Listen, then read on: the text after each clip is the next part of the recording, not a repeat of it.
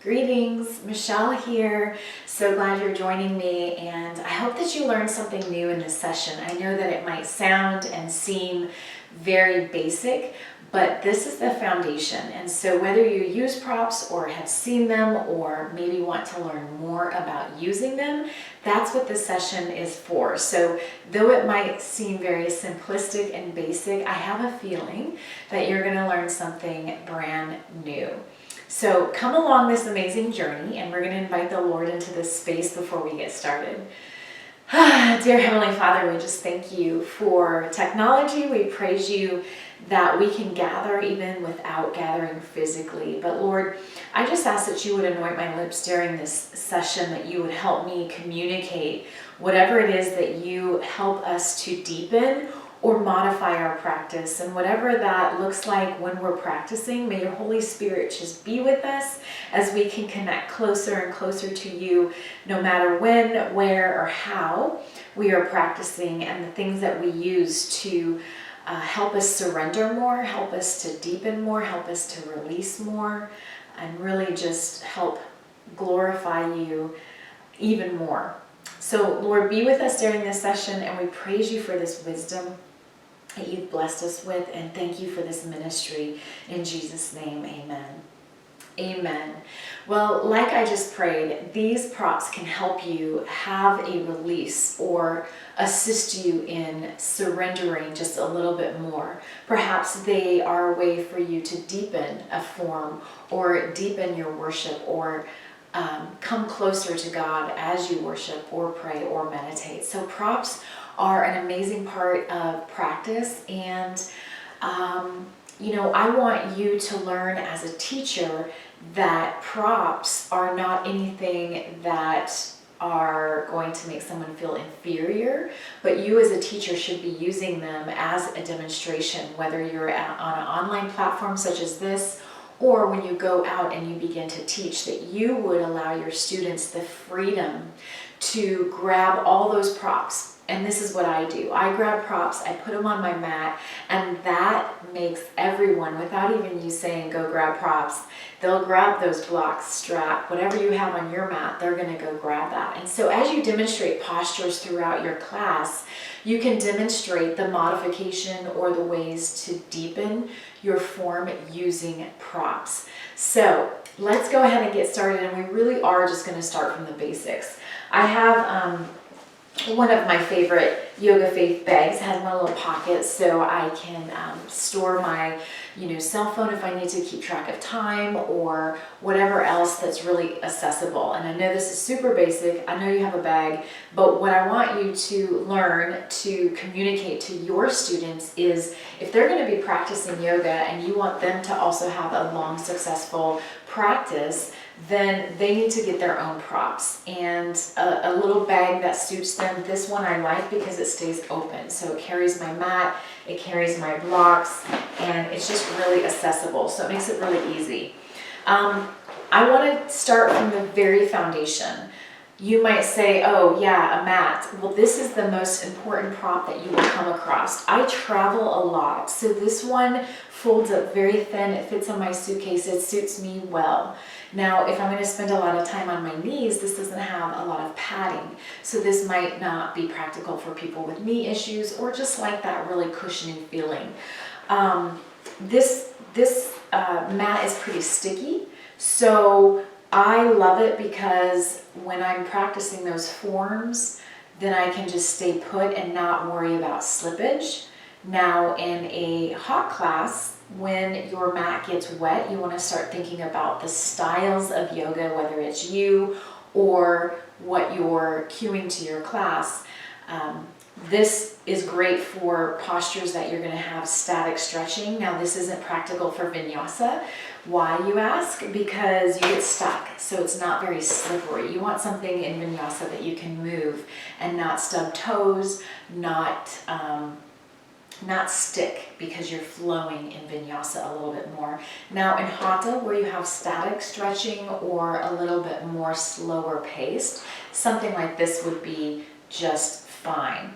And again, you might find that it's not enough cushion or padding for you or your students, but also that those cushion ones are maybe too thick for balancing postures. So if that's the case, you simply have them step off the mat and onto the floor if you're practicing balancing postures.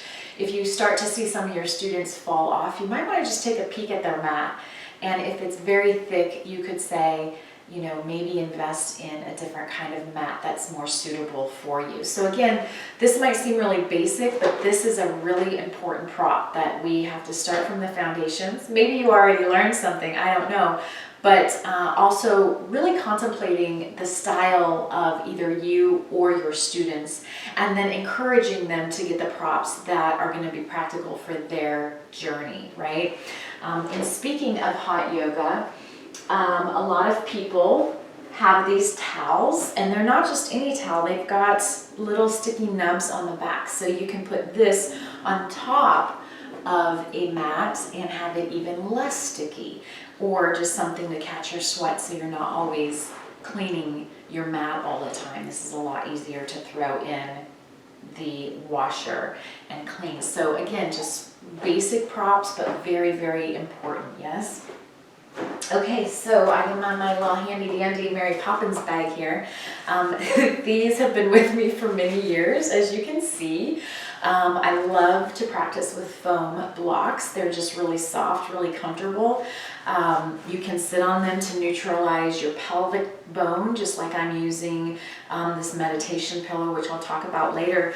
But I just love the softness of them. I also use them for cushion in postures that you may not think of, such as lunge or grasshopper or anything like this. It's just a nice cushion for that back leg. You can also use them to deepen postures, such as standing on them for maybe a little bit deeper forward fold. You can use them, I just mentioned grasshopper, so you can use it to deepen your grasshopper with that front foot. So really thinking outside of the box with some of these props. A lot of times people feel inferior to grab or use props, and so that's why I just strongly encourage you to already have them on your mat so folks can feel very comfortable in using them.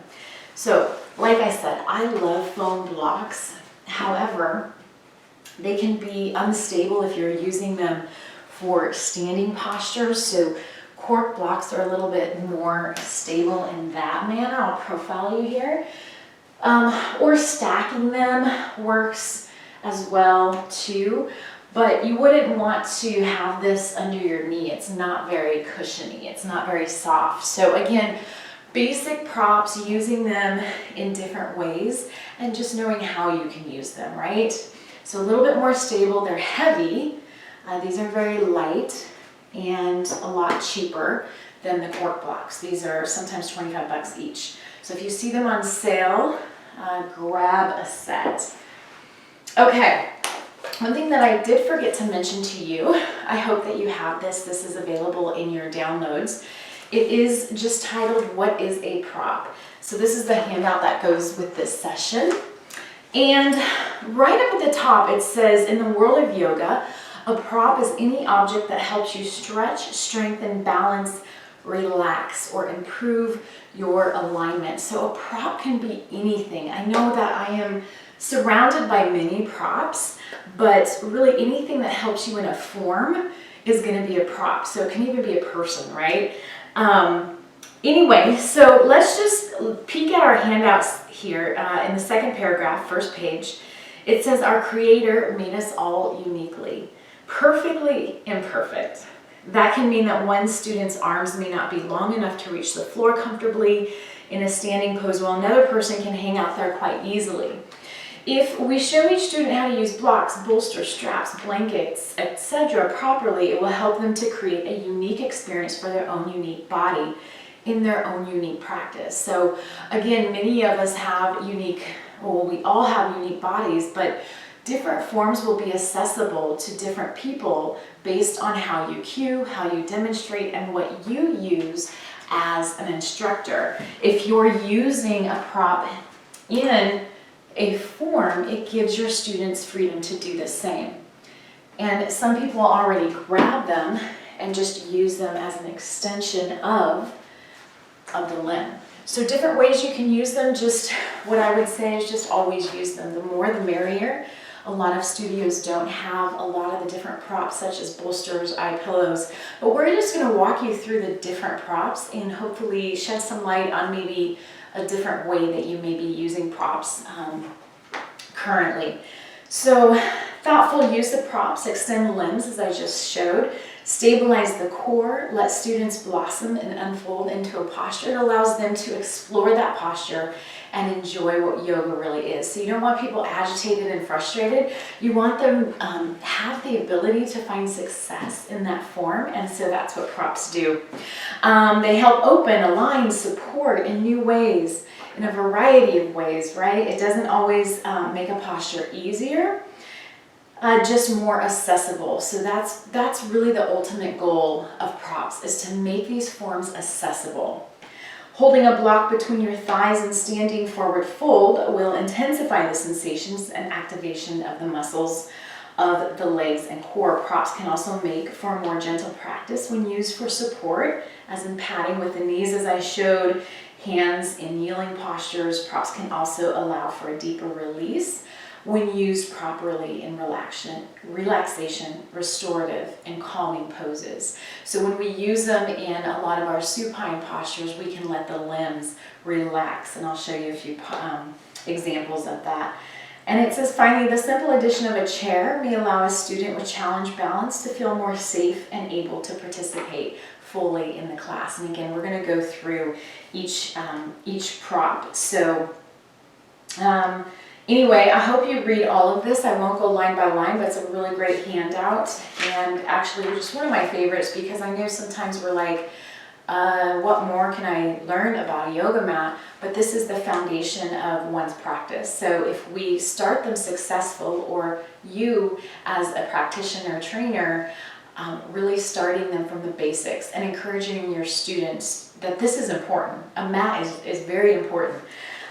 Especially based on the style that they'll be practicing. So when you turn to page 2, it lists some. Now this is not an exhaustive list. This is not an exhaustive pile of props.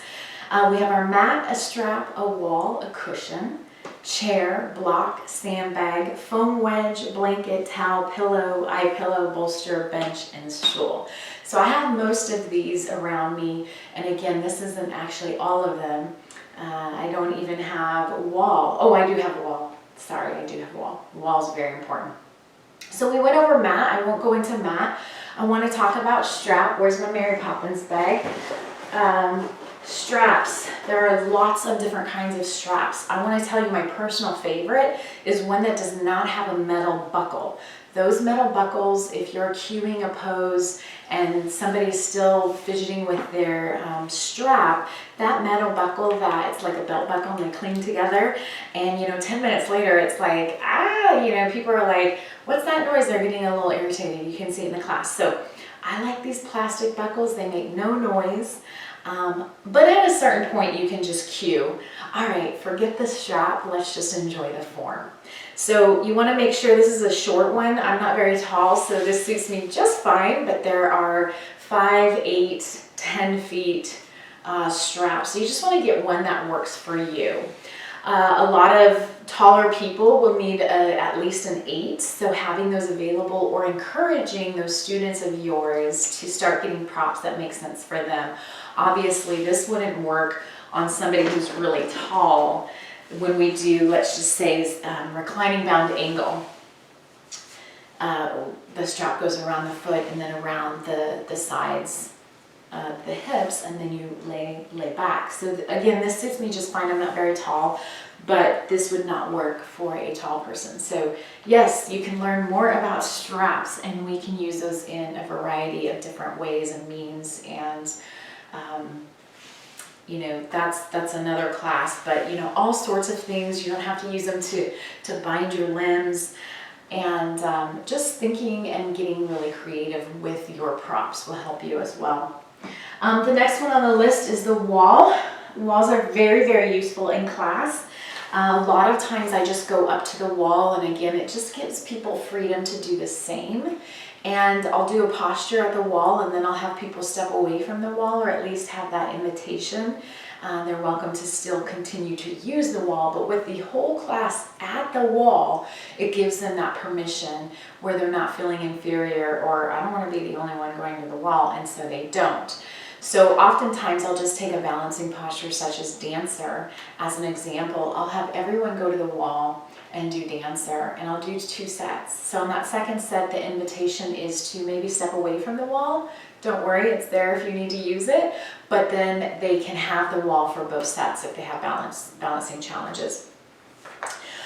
For stability and alignment, obviously it says balancing with the feet. You can do warriors, you can do a whole series against the wall so that people can really focus on alignment or the front leg instead of maybe the back leg or slippage or falling over.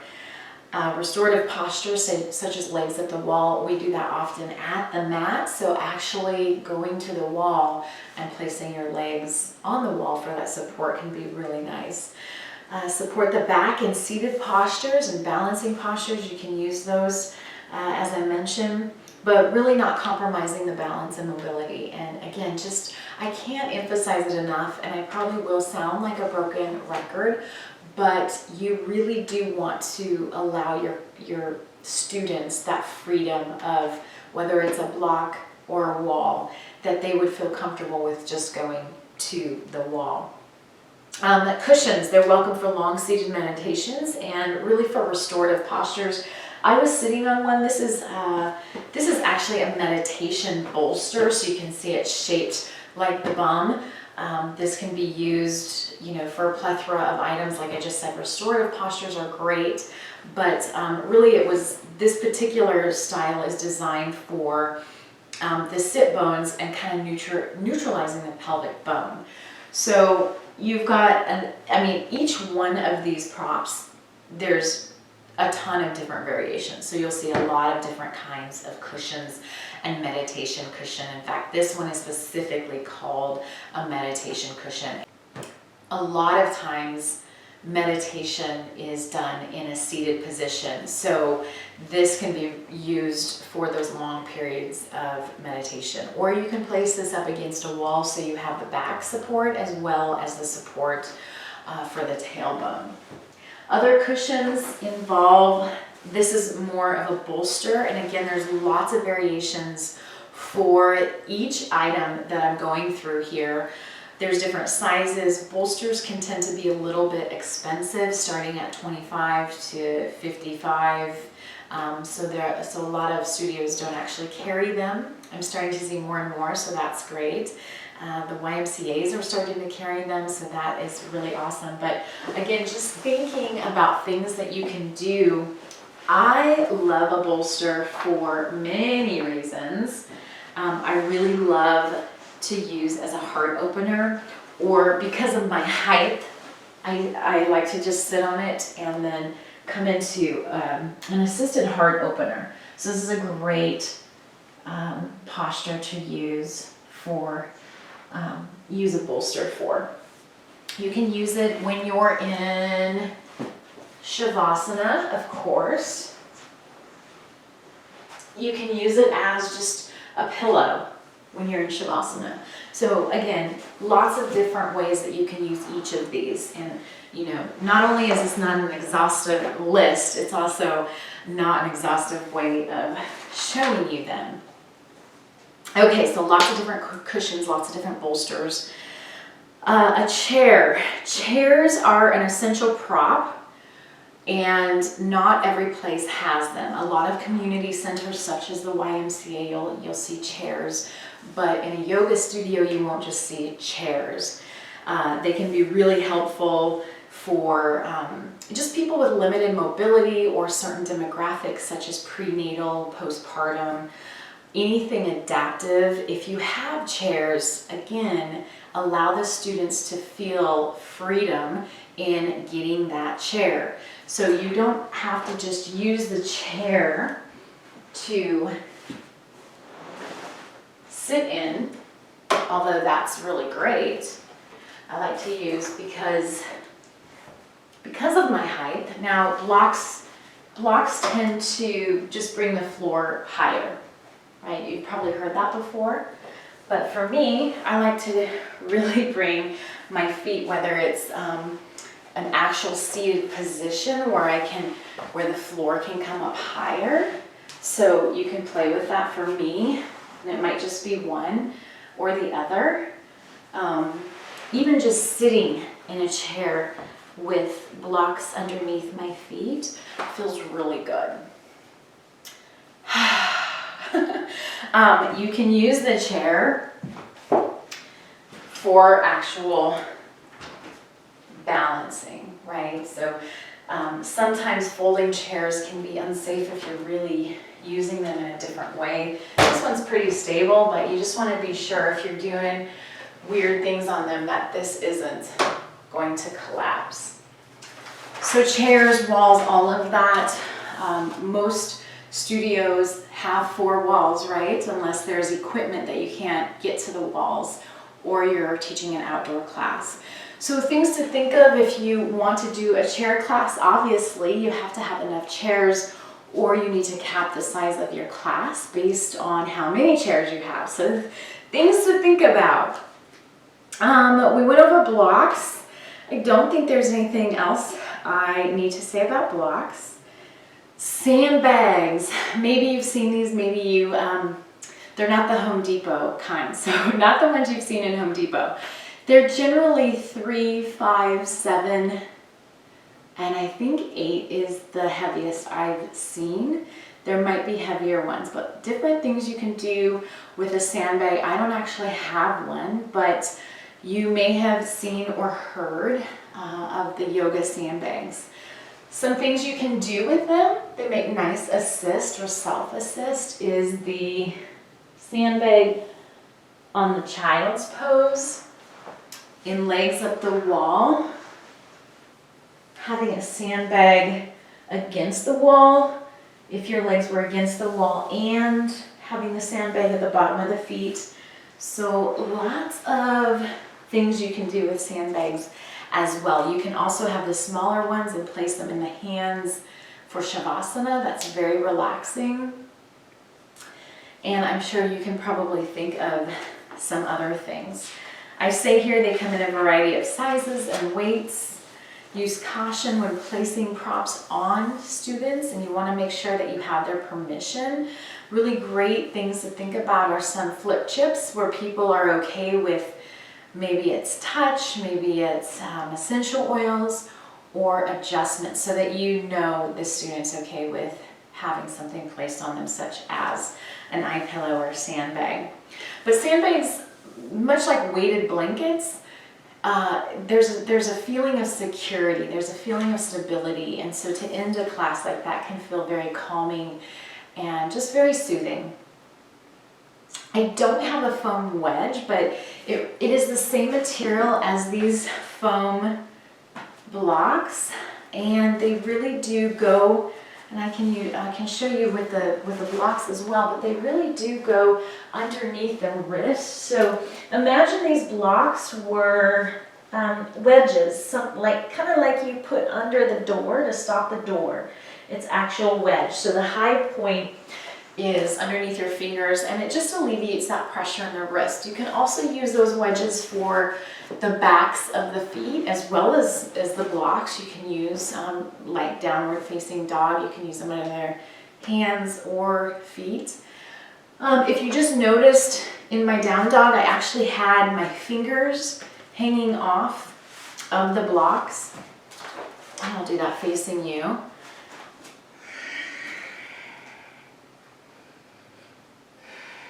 So that feels really stable.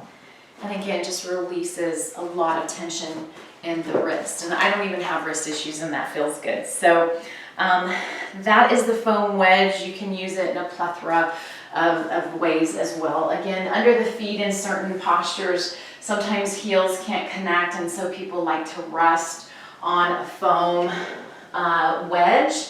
Sometimes a blanket works really well as well. And then maybe eventually moving away from that, and heels can connect to the ground.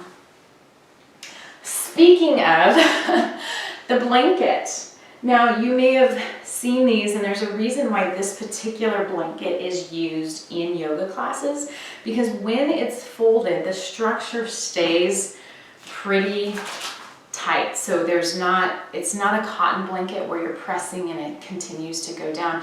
It keeps a nice strong structure. So you'll see these blankets used a lot in the yoga studios. I think they're now called yoga blankets just because of that.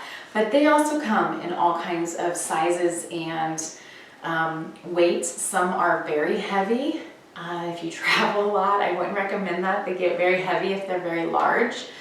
But these are great for obviously a plethora of ways to use it, whether you sit on it, whether you, I will just demonstrate a little bit of rolling it up and using it either vertical to the spine, much like I used the bolster to open the heart. You can use this on the broad of your shoulders for shoulder stand, or this actually just feels really great to relieve any neck pressure, maybe in Shavasana or whatever supine postures you might be doing. That feels really good. You can have a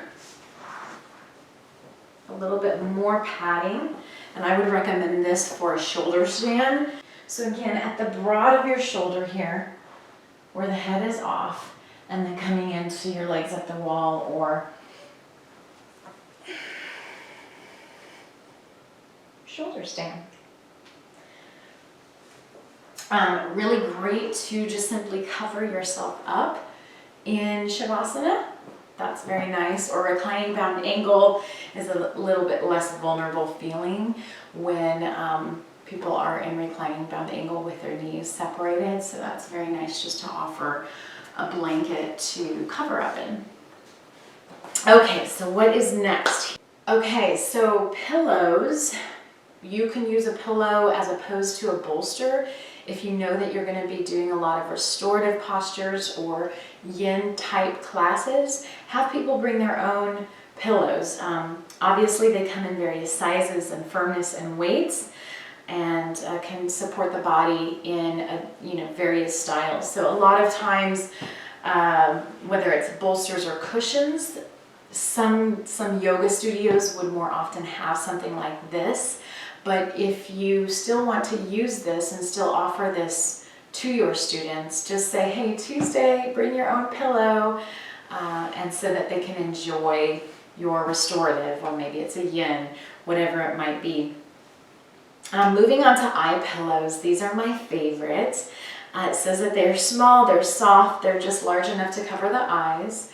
They may have rice, sand, lavender, flax, millet, buckwheat, or other grain inside. A lot of YogaFaith trainers actually make these. It's a nice sort of a meditation project, and they actually use them in a following class, a class that follows the project. Eye pillows are calming during a restorative class or in final relaxation, and obviously keep the bright light out. They may also be lightly scented with essential oils for an extra treat. And I say caution, just make sure you ask students if they're sensitive. A lot of people are really sensitive, so it can't even be in the room, so you want to make sure that you get permission. I do want to say that there's a little bit easier way to not wash the eye pillow covers as often. Getting the baby washcloths. They come several in a packet. They're pretty inexpensive, and then placing that over the eye and then the eye pillow, and then you won't be washing the covers every time you use them. Bolsters, we've gone over bolsters, just provides more support. They are firmer than a pillow. And again, a pillow's nice if you don't have access to a bolster, but there are reasons why bolsters are a little bit more expensive. They're just, they're made differently, they're firmer, and again, there's bolsters that are larger than this, smaller than this, so they definitely do have different intentions behind it. A bench or a stool. I said this in the beginning that really anything that helps you in a form or your students in a form becomes a prop. So I have a bench and a stool, and it says this is a bench specifically designed for headstands, and it can help students achieve the benefits of a full inversion without applying direct pressure on the head and neck.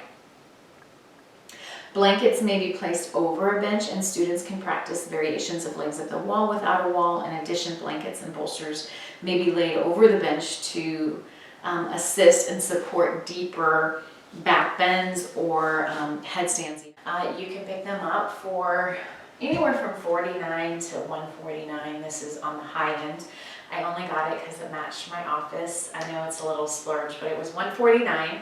You don't have to spend that. The $49 and $99 one is just as well. If you're taller or bigger, I would put this against a wall for more stability. And really, they're just great to get upside down. Different than an inversion table, because you can actually prep for some of your postures. When you're upside down, as the handout says, where this is padded against your shoulders and your spine can decompress and your cranium and your shoulders get pressed apart, so nothing else really does that. I'm going to show you just a few examples. I tend to be upside down at least a couple minutes a day. It's really great for the wrinkles or anti-aging, and just getting upside down in general is good for your heart, unless you have other ailments that you shouldn't be, such as maybe vertigo, glaucoma, high or low blood pressure, but you tend to probably already know that if you have those issues. So I like to still practice as if I'm doing actual postures. So if you were going to get into a headstand, you would either come from down dog or dolphin. So I like to just walk my feet up to just continue to practice where I would be in a headstand. But I'm pressing into the wood, and then I still use my core to come up. And then you can do all sorts of things when you're up here. You can just stay in headstand and practice being upside down for a little while. You can do eagle legs, you can revolve eagle. I do these things in headstand, but it's really nice to just have support. I'm trying to stay balanced here. You can do some core exercises.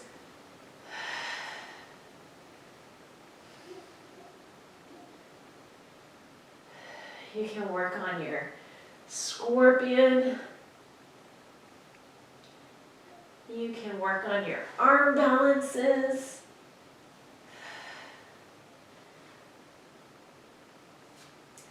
You can work on your plow.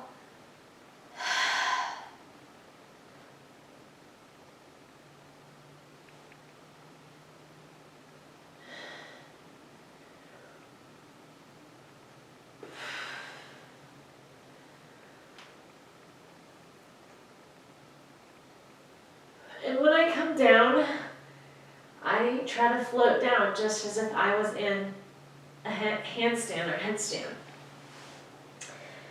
You can also just use it for other postures.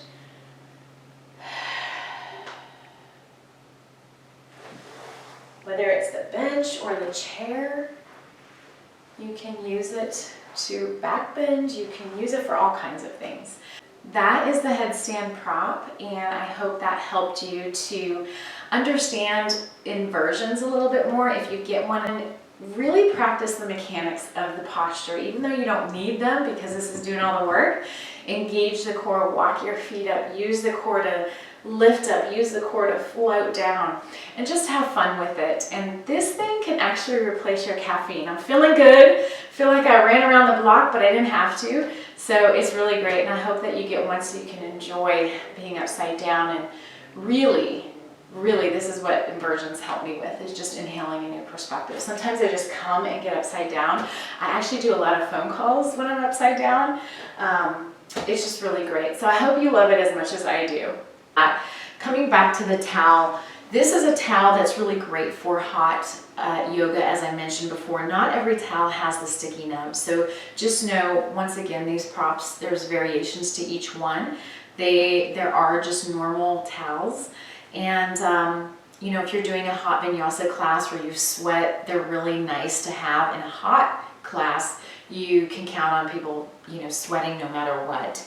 So towels are really great. And also it says if no blankets are available, a sturdy towel can be rolled up or folded for support. So if you need extra knee support, a towel, just a regular towel, would work really nice. It's helpful in classes just to avoid slippage. I mean, any surface when it's wet can be slippery, but if you know that you're doing power or sculpt, or you're in a warmer room or a hot room, then towels are really a necessity, yes.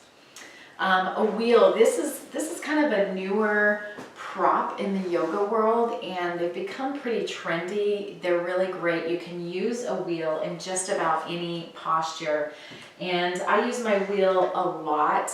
So I wanted to at least introduce it to you and let you know. There's a little picture on your handout. There's many different sizes. So again, you can use them in a variation of ways. It's sort of endless. Any posture, you can use this handy dandy wheel. You can, you know, really just have fun with it. I won't show you too much, but I love to just actually use it to roll, to come into almost like a threading the needle, and you can actually come into threading the needle.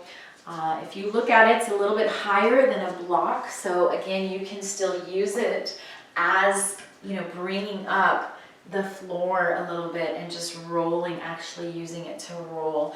You can also use it much like a strap, so you know, just different things you can do.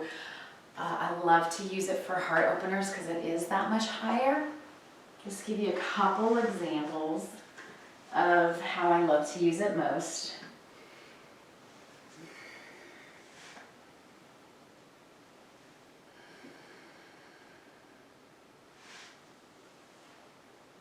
It's really great for heart openers, especially for people who struggle with back bends, because it's so much higher than any other prop.